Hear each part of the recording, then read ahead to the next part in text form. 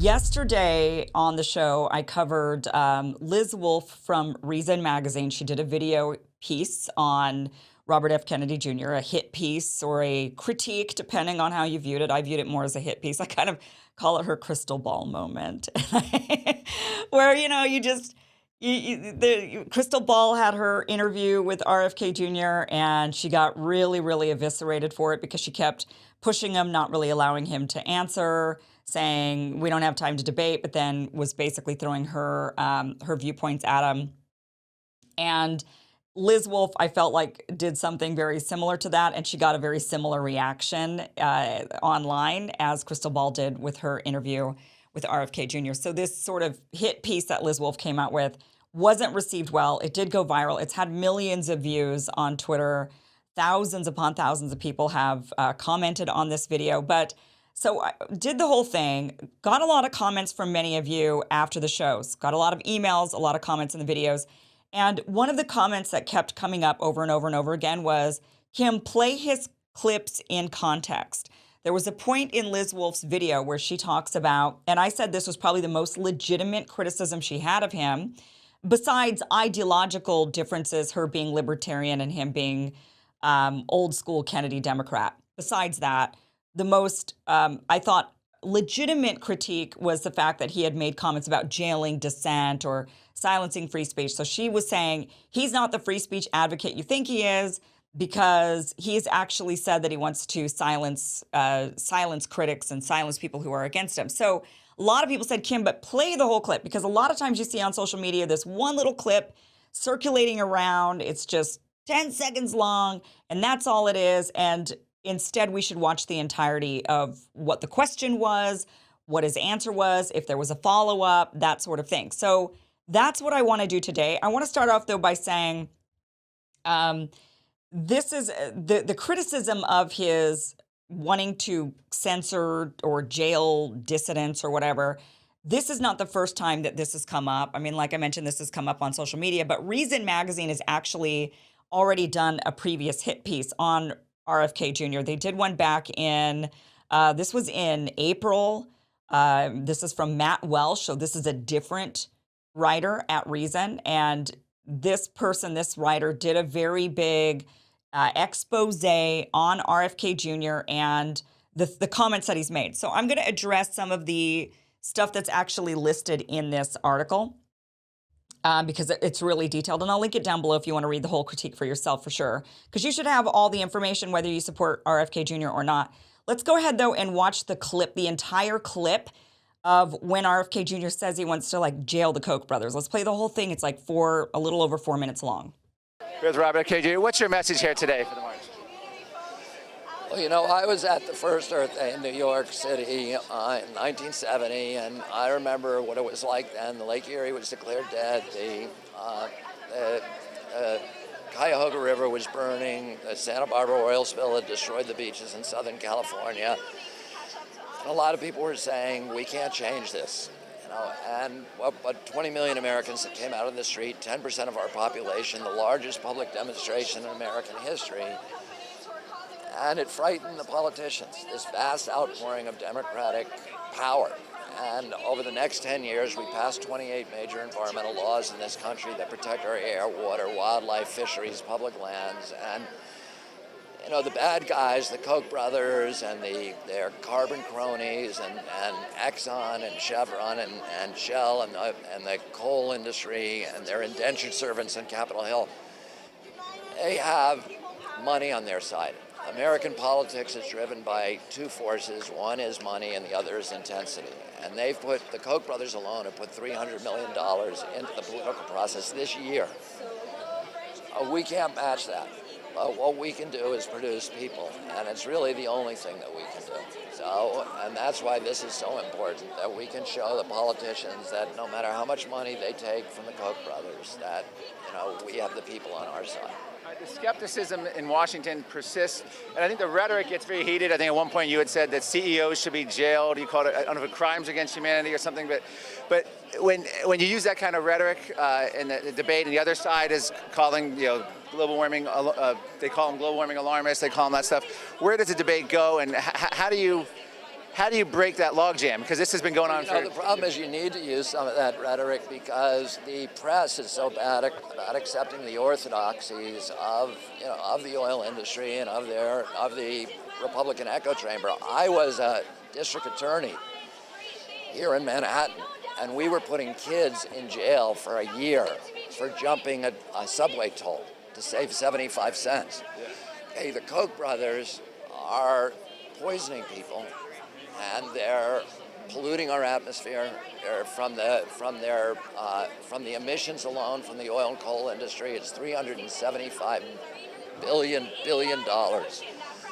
of healthcare costs in this country that they're stealing from the American public. So you tell me, somebody who steals $375 billion and whose activities are flooding nations and causing wars, a $4 trillion war, who should be in jail? The guy who jumps the subway toll or the guy who does that? So is this treason? Should they be in jail, and even politicians? Do I think it's treason?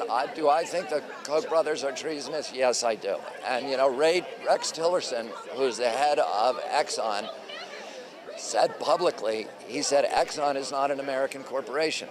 Exxon's duty is owed to its shareholders. When Halliburton, after they took $10 billion of crooked, no-bid, cost-plus contracts from us, from the American taxpayer during the Iraq War, and then moved their headquarters to the Cayman Islands, do I consider that patriotic? No, I don't. Okay, do I believe that the Koch brothers, who are putting $300 million in the political process this year, do I think they do that because they're patriots? No. Do I think that they're doing that because they love humanity? No. They are following their bottom line. This is an investment for them, and they don't care who is hurt, who is damaged, how many lives are destroyed. They're making themselves billionaires by impoverishing the rest of us. Do I think they should be in jail? I think they should be enjoying 3 hots and a cot at The Hague with all the other war criminals who are there. What about politicians, people who express skepticism? They're selling out the public trust. And, I think those guys who are doing the Koch brothers bidding and who are against all the evidence of the rational mind are saying that global warming doesn't exist, that they are contemptible human beings, and that, I wish that there were a law you could punish them under. I don't think there's a law that you can punish those politicians under, but do I think the Koch brothers should be prosecuted for reckless endangerment? Absolutely. That's a criminal offense, and they ought to be serving time for it. All right, well, thank you very much. Appreciate it. Okay, so that's the full interview. So you're not just getting the little clip. It's important we watch the entire thing. Now, first of all, obviously, Robert F. Kennedy Jr., you may not agree with him. Many of you aren't going to agree with him on this, but he's obviously a supporter of, the climate agenda. I mean, or I should say climate, the idea that climate change is an existential crisis, or that it's a big deal. I actually don't know 100% what his actual position on it is, because there is a big difference, and we should be pretty careful between stating that somebody is about the climate agenda. What is the agenda, right? So we can't really use that word. So I got to be careful there. Can't really use the climate existential crisis, because maybe somebody's just caring about the environment. They care about clean water. They care about clean air. They do care about global warming, but they don't necessarily think it's going to cause us death and doom in the next 15 years. So there's a big spectrum of people, and I think it's important to remember that you could fall anywhere on this spectrum. And I think where a lot of us start to criticize what is going on is we can see that there is a narrative that has been pushed for decades now, saying 10 years, 12 years, 15 years to doom, and you have to modify your entire lifestyle. And there's clearly an agenda there that is getting you to behave in a certain way, or to give up certain things, or to adopt certain lifestyles. And they're using fear and this whole, this idea of if you don't, Earth is going to go up in a massive ball of flame. They use that in order to manipulate you, but it doesn't necessarily mean that it isn't real, that there isn't some reality to it. It just might not be this existential doom that's coming our way tomorrow. I've been hearing this for a very long time, that we've only got 15 years left. We've only got 15 years left. We've got politicians like Dianne Feinstein on the record saying this many more than 15 years ago, and yet here we still are saying 15 more years. when I asked Robert F. Kennedy Jr. about this in one of the interviews that I've done with him, I believe he said, I believe he said that he does think that it's a captured, narrative. That yes, and I think a lot of people have had this sort of shift between believing that this is an existential crisis, climate change is going to kill us all, and then they sort of have this red pill moment, right, where they wake up and they think, oh, wait a minute. Well, maybe it's not as dire, and maybe it's not as maybe there's not as much consensus as they claim. Maybe scientists are just afraid to speak up because they'll lose their careers. We've seen this now. COVID really shined a light on how all of that works. Okay, so there's that. So you might not agree with him on the climate stuff, but let's talk about the jailing of people like the Koch brothers, or he said politicians is probably not a law that's going to that we could use to jail them or anything, but the industry people you probably can. Now let's break that down a little bit, because now you might have a visceral reaction against that and say, no, we cannot be jailing people that are skeptical of climate change or people that deny that it's happening, or Koch brothers or anything like that. But stop yourself for a second, because you might be okay with it if I were to say, do you want to jail like Fauci and the makers over at Pfizer, the big pharma people that ushered in COVID? Would you want to hold them responsible to the point where you want to put them in jail? Do you think that there is a point where you're not just giving you're not just speaking freely, you're not just giving your opinion, but you've got a sinister motivation, probably to make money, and you are lying to the people and you're misleading people to believe something in order for you to make a bunch of money? Is that criminal? And he's saying that, yes, it is criminal. There's even, there's examples of that being criminal, or examples of companies definitely being held accountable. I mean, we've seen this with other pharmaceutical companies when it comes to opioids. Tobacco companies have had to deal with this. Many of us would like to see that sort of accountability being also brought forward for big pharma companies during the COVID pandemic, people that ushered in devastating policies during the COVID pandemic. And many of us would like to see the same sort of accountability for those who lie us into wars. So when you put it into that context and you say, well, I do want to hold people accountable for just blatantly trying to make money or blatantly feeding their own agenda, and the result of it is a lot of people suffer, a lot of people die, there's a lot of problems, I would absolutely think about some way to hold them accountable. Then we'd have to have a larger discussion on how do we go about holding them accountable. Do we throw them in jail? Do we just do what's called the death penalty? Now, that is something that Liz Wolfe has brought up. In her video, she mentioned the death penalty, that Robert F. Kennedy Jr. even wants to give the death penalty to some of these people. Now, let's clarify that. So he actually, after this comment was made, and this was back in 2014, he was at the 2014 People's Climate March in New York City. That's when he made that. That's when that interview was done with Mark Morano, who's been on this show a couple of times. He then clarified, because that clip went viral and people were saying that he wants to jail climate deniers. So he clarifies this, and this is an archived article in EcoWatch. I wasn't able to find it in the publication anymore, but here's an archived version of it that was cited in that Reason article by Matt Welsh. So he says that hysterics at the right-wing think tanks and their accolades at the Washington Times talk radio and blogosphere are foaming in apoplexity because I supposedly suggested that all climate deniers should be jailed. He says, I do. So he goes on and says, okay, this is kind of an outlandish thing. Like, they're twisting my words. This is not really what I think. He says, I do, however, believe that corporations which deliberately, purposefully, maliciously, and systematically sponsor climate lies should be given the death penalty. So this is where the idea that he wants to give the death penalty to climate deniers, this is where this comes in. He says this can be accomplished through an existing legal proceeding known as charter revocation. State attorneys generals can invoke this remedy whenever corporations put their profit making before the public welfare. Sorry, it's like really fine print on my screens. I have bad eyes and I'm getting old. In 1998, New York State Republican Attorney General Dennis Vasco successfully invoked the corporate death penalty to revoke the charters of two nonprofit tax-exempt tobacco industry front groups. So basically, the corporate death penalty is if you've behaved in such a way, you can actually have your company, it would cease to exist, or it would have to halt operations. That is the death penalty he's talking about, not the actual literal, like we should hang people. Like the Koch brothers, we should just off them. They're not, he's saying, yeah, maybe we should off their entity, not necessarily them not them as individuals at all. He's not saying that.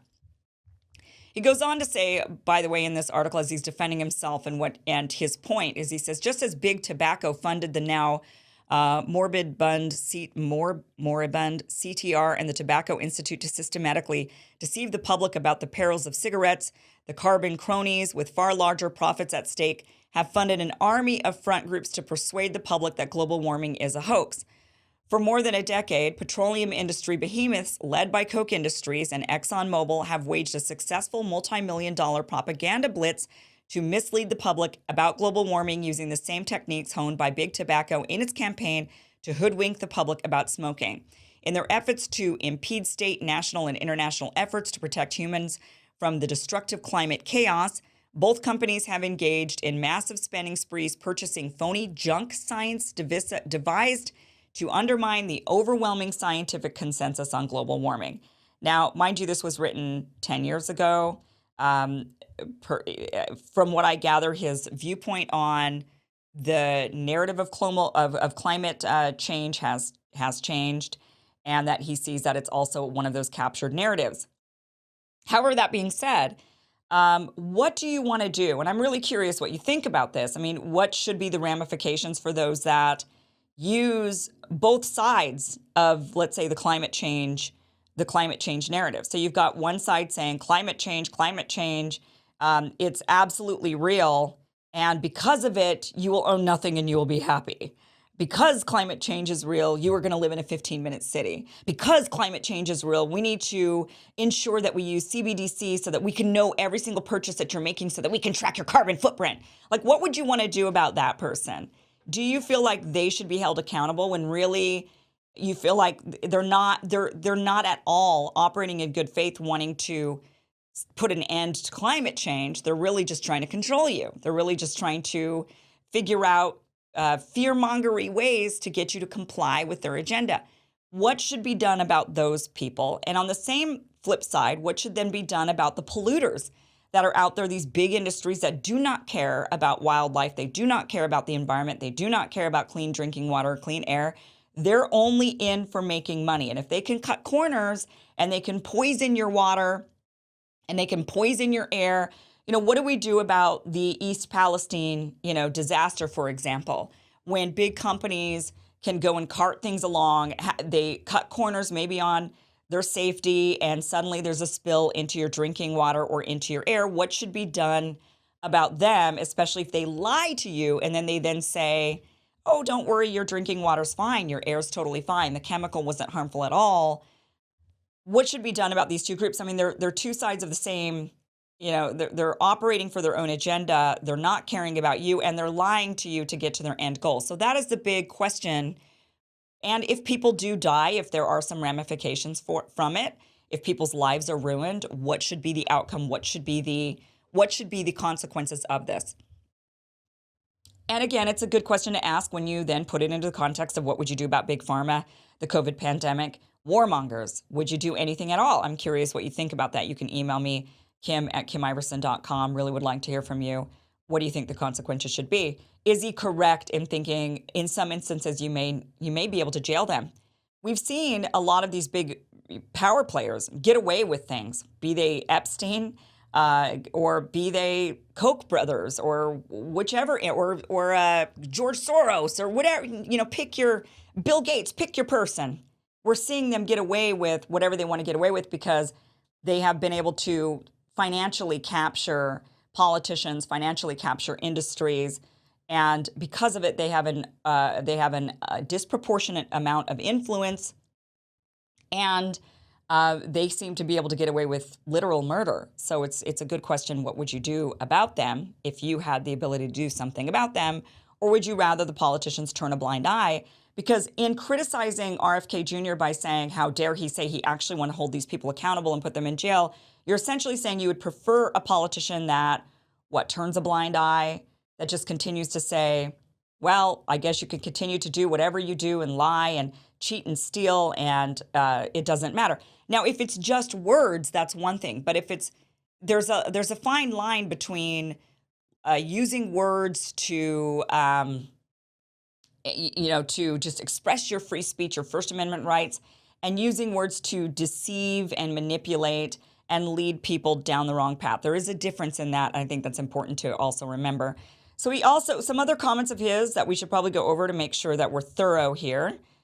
He did make some comments that these are much further back. These are from Live Earth from, if you remember that was from 2007. So this is going back even further in time. This was another criticism that was done by Matt Welsh at Reason, and pointing out in particular this passage in this. Now, this was a speech. We couldn't find the video because it was from 2007. So the video is not readily available of Live Earth. And this was one of the many concerts that were held at the same time around the world.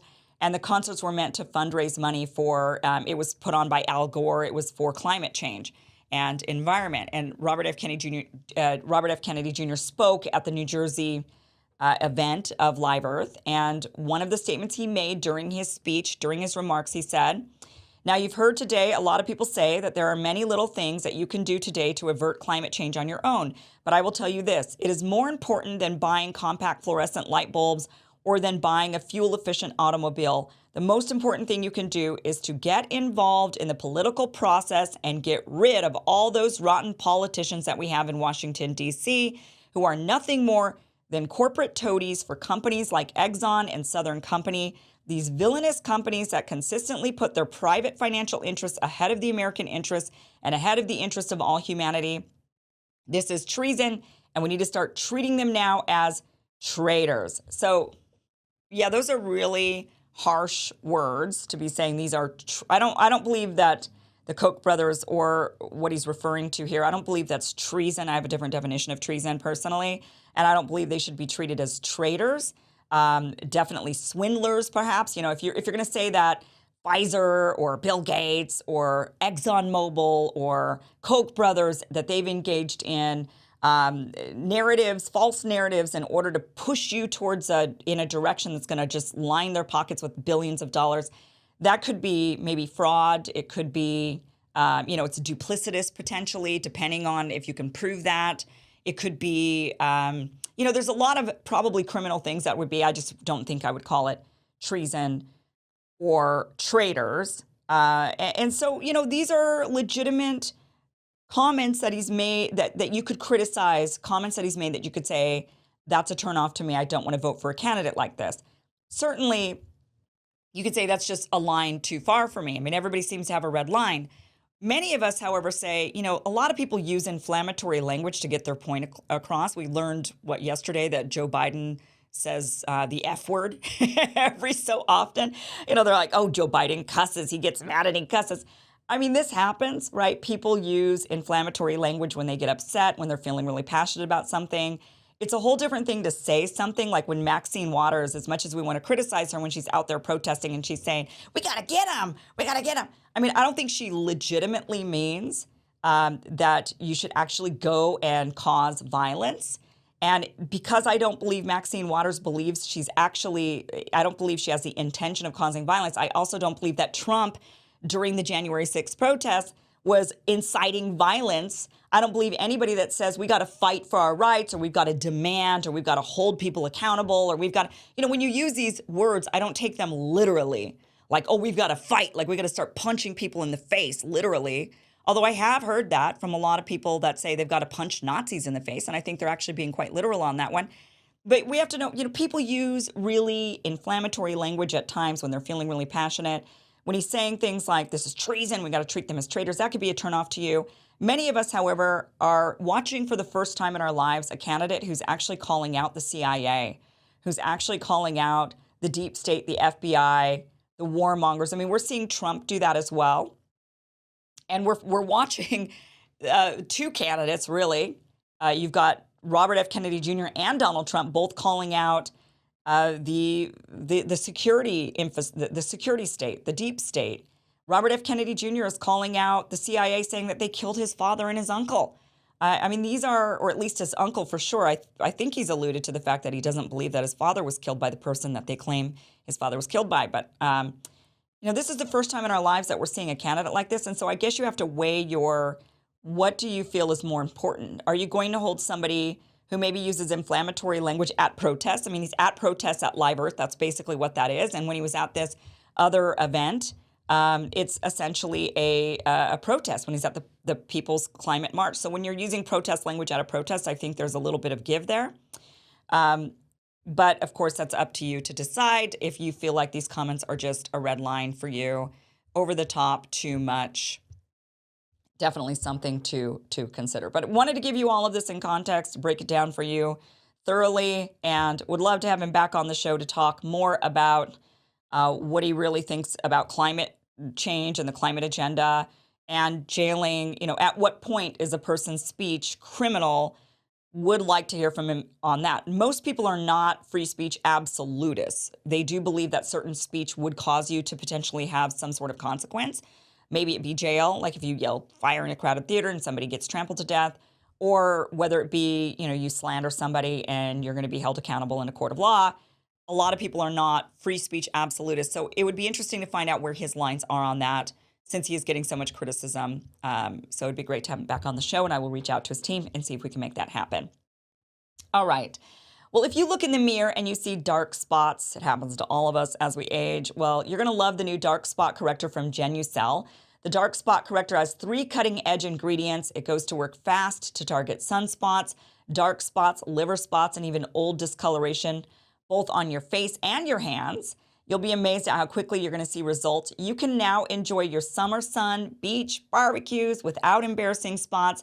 With Genucel, you'll see the results or your money back. No questions asked. So go to Genucel.com right now. Get your dark spot corrector as well as other amazing and effective products included in Genucel's most popular package and their summer essentials packages.